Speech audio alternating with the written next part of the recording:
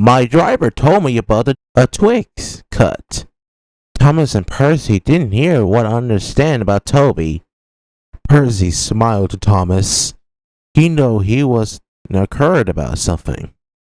Do you know? The tree was falling on across the track, said Percy cheekily. Thomas didn't know what he's saying. Well, he didn't say nothing. He had to collect his passengers. Thomas was much happier when he pulled Annie Clarabelle. Thomas knew he had to keep a lookout. Ahead, there was a tree was falling on the track.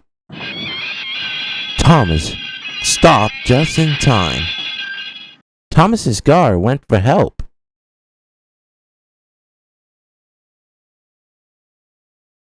It was late evening when Thomas returned back to the sheds. Percy was waiting. He couldn't help laughing.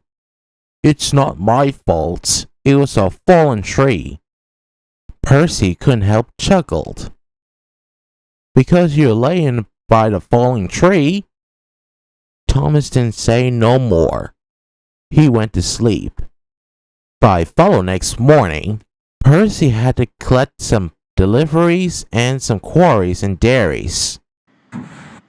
The line was running smoothly. Percy couldn't help grinning. I can't believe Thomas was laid by the trees. It's not far off then, said Percy's driver. But Percy didn't see the tree has been leaned over. The trees has been soaked by the roots, and the mud got too much water. Percy saw the leaning tree. He tried to stop, but the rain was making him slippery on the rails. Ooh! Cried Percy.